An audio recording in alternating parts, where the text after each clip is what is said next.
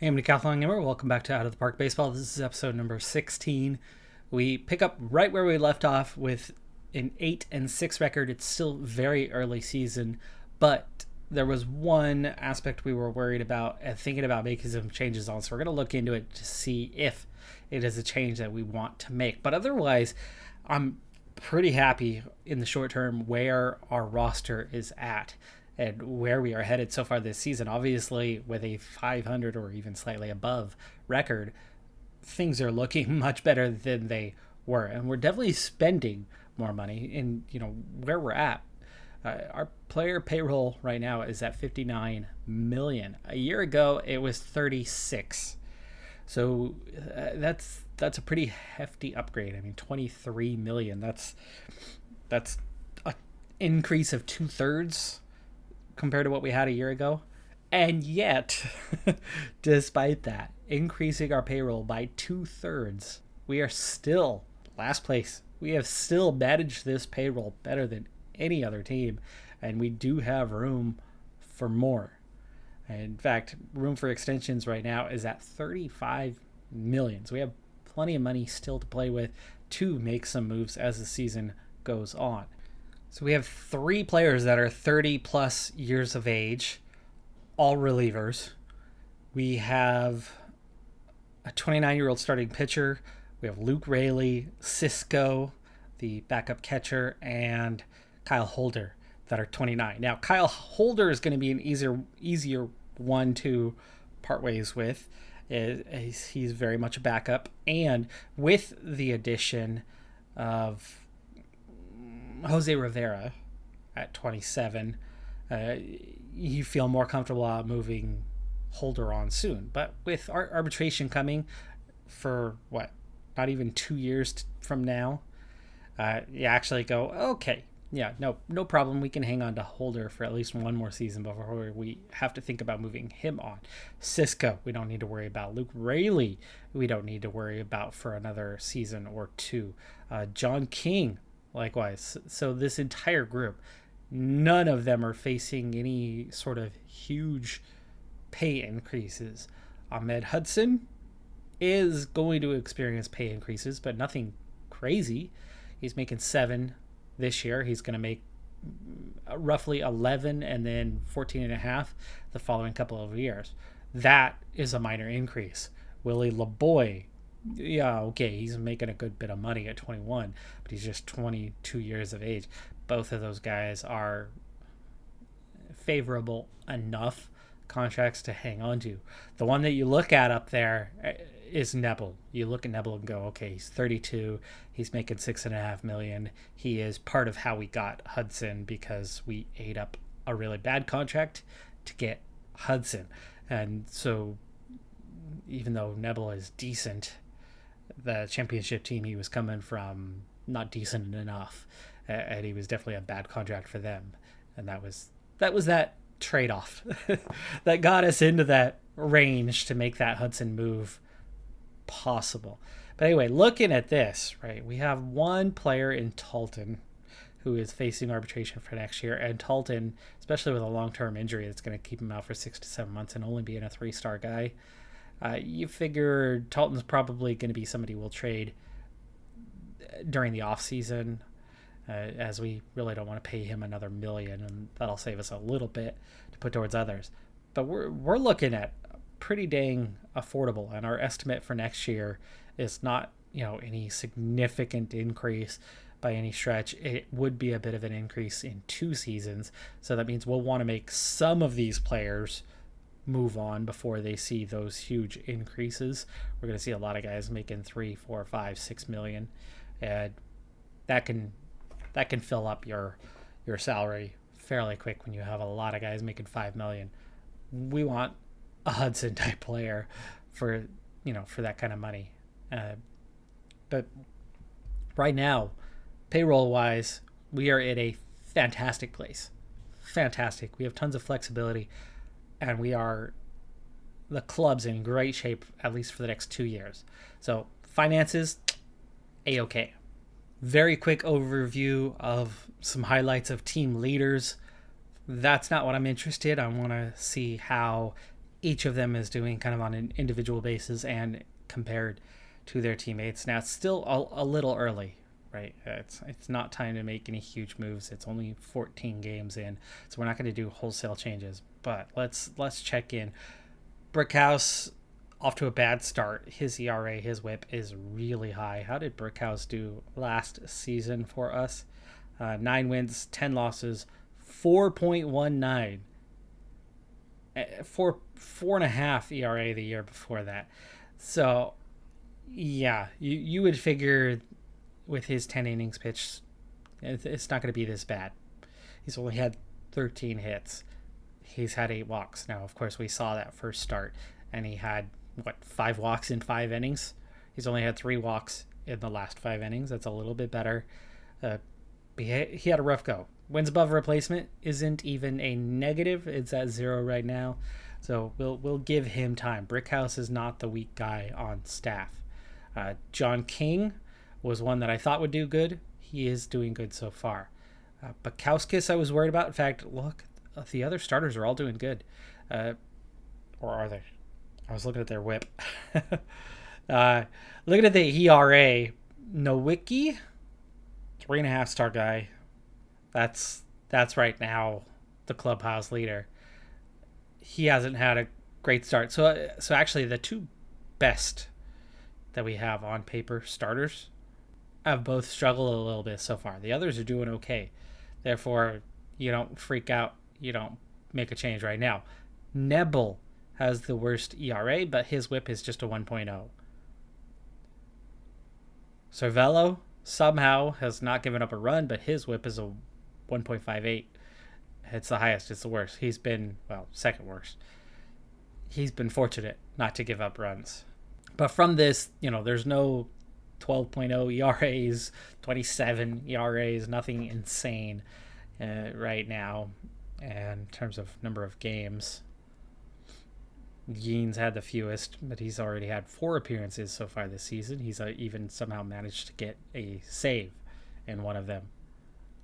At this point, I don't think I'm going to make any changes to the pitching staff just yet. The 2 guys that are doing poorly are the 2 best on staff. It's the other 3 that I would consider swapping out with one of those AAA guys, and they've all had decent starts. Therefore, for now, it's a bit too early to make any changes. McCormick is doing better this season than what he was doing last. He's hitting 277. We saw him initially hitting 176 as a true rookie straight out of the draft last season. He's having a much better start. Let's hope those numbers kind of hold up through this season. Hudson looking good already. LeBoy. What is going on with LeBoy? LeBoy is off to a terrible start. Jose Rivera is not started well. Luke Williams has. Peeler is not doing so hot, but he's only had 14 at-bats. You don't worry about that kind of number. Kyle Holder, 27 at-bats. It is a little bit more of a sample size, but he's also off to a weak start. Yerzy is doing well. Yerzy's already had a few home runs. Luke Williams has had a couple. McCormick has already had a couple. But yes, Willie LeBoy, his start is concerning. I might want to drop him down the order. There's no way we are sending him out with his $20 million. He's not going to AAA. We will weather the storm with the 22-year-old who, what was his experience last year? Nothing. This is a first-year player. Prospect ranking is super high, so we're not the only ones who like him. He has 18 days as a pro right now. I mean, this is a rookie player out of Cuba with 0 major league experience. It'll get better. I just might need to bump him down like we did McCormick last year. The pressure might be getting to him at the moment. In the outfield, Ibarra, not a very good start for him, but not insufferable. He's had 7 RBI. He's scored 7 runs. He's just struck out a bit too much. But Seth Beer is having a great start. Pantoja, small sample size, just 13 at-bats so far. But Beer and Rayleigh are both doing really well to start the season. So nothing crazy there, just honestly, the one big concern is the slow start for Willie LeBoy. It's not a big concern. It's minor. It's understandable. The guy's got zero experience. So he's been asked to step in to number 4. Now, being a DH helps with the pressure. He doesn't have to go out and play in the field. But we'll see if I need to bump him down. Like Luke Rayleigh's having a great start. McCormick's doing well. Luke Williams is doing well. Maybe we bump, LeBoy down to 7 in the lineup for a while. Take that pressure off of being in the middle of the lineup, and we could see his numbers improve. One of my decisions on bringing the roster down to 26 was Kevin Kelly. He's on the injured reserve list. He has 2 weeks left on his injury. He's eligible to return already. So when he comes out, right now we still have a vacancy. So if it's not filled in the next 2 weeks, we can bring Kevin Kelly straight in to the bullpen. Andrew Talton is the one who has created that vacancy with the torn rotator cuff. He's still out for another 6 to 7 months. So again, probably going to miss all or most of the season from that. And starter Jaden Brickhouse has a strained abdominal muscle. He's day-to-day, but he's down to just 4 days. So no reason to put him on the injured reserve list. That just means that one of our bullpen guys will likely see a start, but we're not going to make any crazy changes over that. Checking the minor league system, this would still be the records from last year for the Short A and Rookie League, as they won't get underway until after the draft. But for Single A, Double A, Triple A, their seasons are underway. Single A at 10-10, Double A at 11-9, so they're just a little bit better than average compared to everybody else in terms of development where they're at right now. But our Triple A is very strong, which means we have a lot of players that are close to ready. Now the rankings. It's early days, still a small sample size, but what we're seeing so far is hitting a lot of numbers between 3rd and 9th. Extra base hits is a little short. Home runs is a little short of that. Walks, 10th. Strikeouts is actually really good. We're 4th with just 113. Stolen bases, we were predicted to be on top, and yet right now we are 13th out of 15. Odd, but there it is. So, very much middle of the road. You average all of that out, we're probably 7th right now. I mean, very average, which is awesome because remember we were basically 15th last season. Pitching was about 9th or 10th best, maybe 11th best last year. Where are we at right now? 4th, 5th, 2nd, 6th, 1st, 14th on walks. That's a real issue. We are giving up a ton of walks with strikeouts. Not a ton there, 10th, but the other numbers are pretty good. Looks like we're up to probably 4th or 5th best when you average that out. So, dang, okay. We're headed the right direction. 4th and 5th, maybe 7th. Combine those two together, we're probably about the 6th or 7th best team out of 30 out of 15. So that's not far off from being a playoff contender. That suggests that small sample size, very small, but suggests there's a decent chance that our 8-6 could hold up. I don't know if we're going to contend for promotion playoffs or playoffs and or a promotion spot, but I don't think it's a fluke that we've had a decent start to the season, and maybe we can hang on to that for a while yet. Speaking of, let's go ahead and push forward a couple more weeks, see how the team, if they can continue along these lines or with that larger sample size, will settle in somewhere else in the rankings. Next day, development update, 5 players with really strong positive updates. Noeki and Brickhouse, both improving scouting wise, what we see on how they are. Cervello Cervantes, and then Willie LeBoy, contact going from a 65 up to a 70, and now instead of a 4-star, he's a 4.5-star player already. 5-star potential, of course. That's the big one we're looking out for, but Dang, okay. We're in good shape with Willie LeBoy and others. So our next check-in is coming in the middle of a 5-game win streak. Overall, we have improved to 20-10. We're 2 games ahead of the pursuers in our division. Things are looking really good. 8-2 over the last 10. Again, 5 in a row. Wow. We have the second best record in the U.S. League. We have the third best record in all of the professional league right now. I'm super happy with where we're at, the progress we're making. It's still not a large sample size. 30 games is, it's a little over a month, sure, but a lot could change. 20-10 may not be the norm, but I think expectation wise, I think I could expect, if we can win 20 games out of a 30 game stretch, I think I could expect this team to at least hold its own and go 15-15 over any 30 game stretch and not be wildly off from this. Maybe this is the high end, right? Maybe the low end of our season is 15 wins over a 30 game stretch, and maybe we average something more like 17-13 over a stretch. I'd be perfectly fine with that. I'd be perfectly fine if we're not suddenly in the mix and seeing ourselves in the battle for promotion in just, our third year after really struggling. Where we're at right now, runs and average first, home runs tied for third, ERA is third, Ks is still a lot lower, defensive efficiency is just 27th.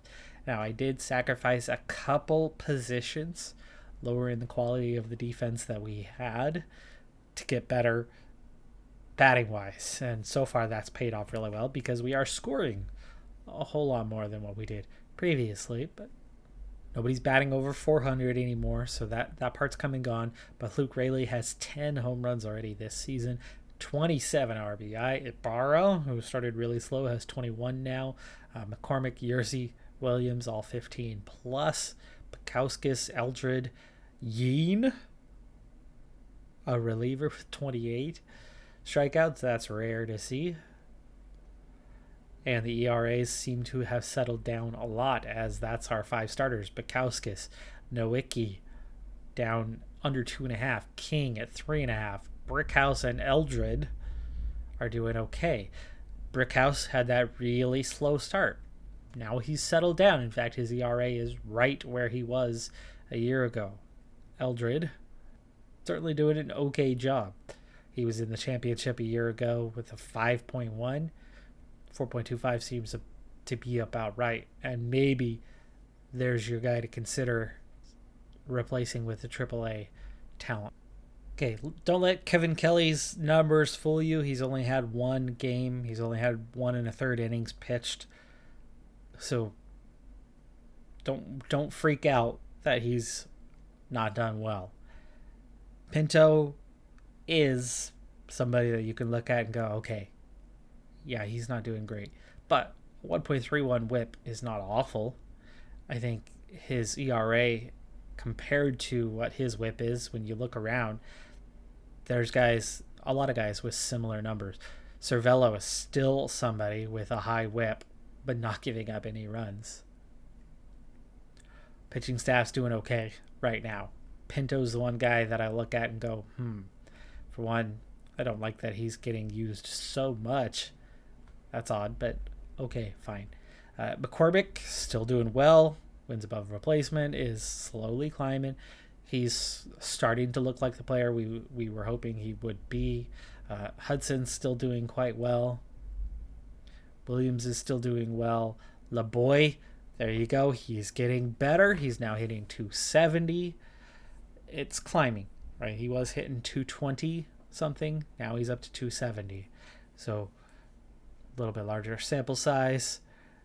getting a little more comfortable in his role. He's got 19 runs scored. Hudson has 21 runs scored. Those guys are really helping us out in that department and also supplying us with a good amount of RBI.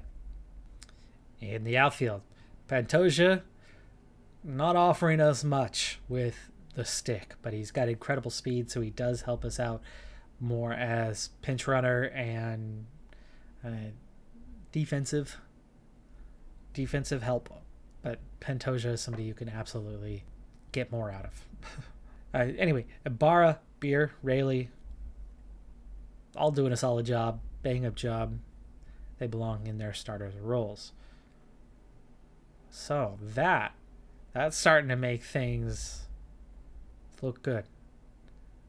Of course, we're on a bit of a streak right now. So how long does that hang on? Talton, the only one injured right now. Team at full strength otherwise. Pitching is suddenly looking to be maybe 4th or 5th best when you compare everything. Batting, there's a lot of firsts. A lot of firsts in there.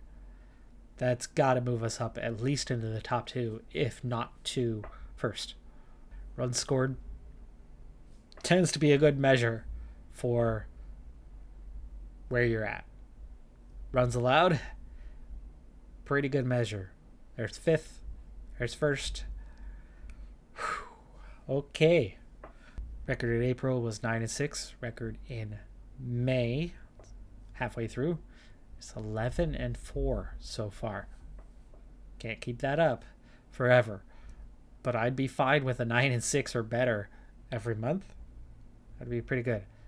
We've been good against righties. We've been great against lefties. We're very balanced in 1-run games. Extra inning has not. We've only had 3 games. There's nothing crazy going on there. On the road, we're a 500 team. At home, we are very difficult to beat. 12-3 at home. With a little comparison around the league, positional strength, McCormick, 4th best in the league currently. Yerzy, 9th. LeBoy is 2nd. Luke Williams is 12th best. Hudson is the best shortstop in the league. Seth Beer, only 20th. Pantoja, not our best center fielder, but they've got him at 29th. Ibarra, 4th. Nowicki, 6th. Perez, best reliever. Richards, 2nd best closer. And another one of those really positive signs is the future. The overall ranking looks good. Looks good. Now, you can see our weakness right now is left fielders. Center field, a little bit of a weakness but Pantoja's not our guy in center, is he? Of course, here's your reason for that. Ibarra and Rayleigh are both right fielders. Just one of them is playing in center, which happens to be Luke Rayleigh. So do you reclassify him as a center fielder? We could. Or he just continues to play center field as a right fielder. To just 9-8 from where we left off. I told you that it was more likely to see that we were just on a bit of a hot streak there. But anyway, 29-18 is still a good record. It is 1 game behind Reno. Reno is tied with Charlotte. We played in that season opener. Tied with Charlotte for the best records. And we are right behind that. We are 1 game away from having the best record in our league. We are equal with the best record in the international division right now. So out of 30 teams, we're 1 game off of the best record overall. We're in a fantastic place right now as this season goes on, even with a bit of a cold streak. But what we have reached is the draft. I don't have time for it for this episode, so we're going to have to go ahead and call it right here. That means the first-year player draft is what we will begin our next episode with. That's going to do it for this one. I'm Decathlon Gamer. Like, comment, subscribe, and I'll see you next time. Have a good one. Be safe out there. Bye for now.